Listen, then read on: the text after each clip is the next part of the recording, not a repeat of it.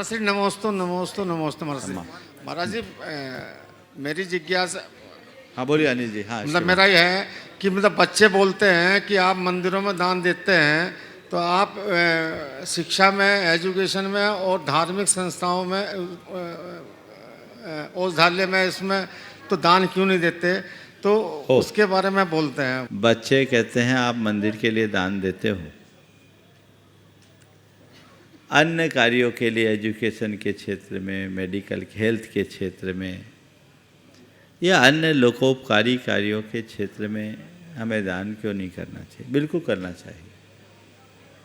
जो लोग मंदिर के लिए दान करते हैं वे अन्य क्षेत्र के लिए भी दान कर सकते हैं और करना ही चाहिए। लेकिन एक बात मैं लोगों से ज़रूर कहना चाहूँगा, जिन लोगों को मंदिर में किया गया दान व्यर्थ दिखता है, उन लोगों को थोड़ा मंदिर और मंदिर की पूरे के पूरे स्वरूप को समझने की ज़रूरत है। हेल्थ और एजुकेशन या किसी भी फील्ड में आप दान करते हैं, कब करते हैं, क्यों करते हैं? इसलिए कि इससे लोगों की हेल्प हो, है ना? तो किसी की हम हेल्प करें, ये भावना आपको कहाँ से मिलती है, प्रेरणा कहाँ से मिलती है? ये तो भगवान के मंदिर से ही मिलती है ना। अगर मंदिर ना हो तो ये आदर्श हमारे जीवन में कहाँ से आएगा, ये प्रेरणा कहाँ से आएगी? तो वो हमारी बड़ी प्रेरणा का केंद्र है। भगवान की शरण में जब हम जाते हैं, हमारे हृदय में दया करुणा के संस्कार जागते हैं, तो एक प्रेरणा मिलती है और हम अपने जीवन की दिशा दशा को बदलने में समर्थ होते हैं। पहली बात। दूसरी बात, मंदिर हमारे धार्मिक गतिविधियों का केंद्र होने के साथ साथ सामाजिक और सांस्कृतिक गतिविधियों का भी केंद्र है। वहाँ आने से हमें उन सब की भी प्रेरणा मिलती है। यदि व्यक्ति भौतिक रूप से संपन्न हो जाए और सामाजिक और सांस्कृतिक क्षेत्र से पिछड़ जाए तो वो व्यक्ति संस्कार विहीन हो जाएगा। आज ये मंदिर ऐसे स्थल है जो हमारे संस्कारों और सरोकारों को अक्षुण्ण बनाए रखे।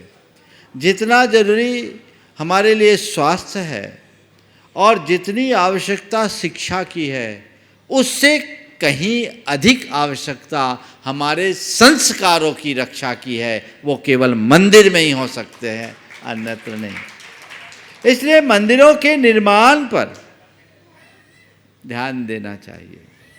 फिर जो एक सवाल उठता है, बहुत सारे लोग के मुख से मिलता है कि मंदिरों के निर्माण में पैसा वेस्ट होता है। ऐसे लोगों को विवाह शादियों में, व्यर्थ की रैलियों में और अन्य कार्यों में होने वाले अपव्यय नहीं दिखते, पर भगवान के नाम पे अर्पित होने वाला द्रव्य उन्हें व्यर्थ दिखता है। मैं ऐसे लोगों से कहूँगा, थोड़ी अपनी दृष्टि को पलटिए।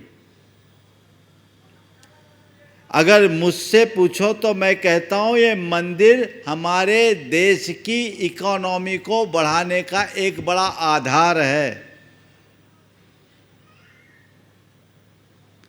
आज कहीं मंदिर का निर्माण होता है, सैकड़ों मजदूर वर्षों तक उस मंदिर को बनाने में अपना श्रम लगाते हैं, उनको रोजगार मिलता है। क्या ये राष्ट्र के निर्माण का कर्म नहीं है? कभी किसी ने इस दृष्टि से देखा? हमने तो पूरा पढ़ा है इतिहास में। आज लोगों को रोजगार देने के लिए सरकार मनरेगा के द्वारा बहुत सारे उपक्रम चलाती है। मनरेगा के द्वारा बहुत सारे उपक्रम सरकार चलाती है, लेकिन हमने राजा महाराजाओं के विषय में ये सुना है कि लोगों को रोजगार देने के लिए राजाओं ने मंदिर बनाया कि चलो ये मंदिर में लगेंगे, बैठ के नहीं खाएंगे, इनका पेट भरेगा। और मैं तो समझता हूँ मंदिर का जो रेवेन्यू आता होगा ना, पूरे देश के सभी समुदायों के मंदिरों के रेवेन्यू को निकाला जाए, मैंने कभी इस दृष्टि से देखा नहीं, पर कोई भी श्रोता यदि इसका पता लगाकर मुझ तक पहुँचाएगा तो मुझे बहुत प्रसन्नता होगी।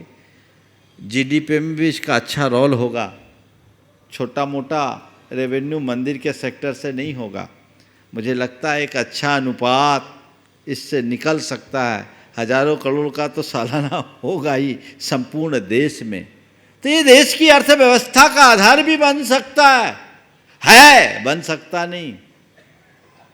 इसलिए बहुत व्यापक दृष्टि से देखना चाहिए। जहाँ तक बच्चों का सवाल है, हमें उनके सवाल का बहुत अभिनंदन करना चाहिए और बच्चों से कहना चाहिए बेटा ठीक कह रहे हो, हमारे लिए मंदिर भी ज़रूरी है और हेल्थ और एजुकेशन के क्षेत्र में भी काम करना ज़रूरी है।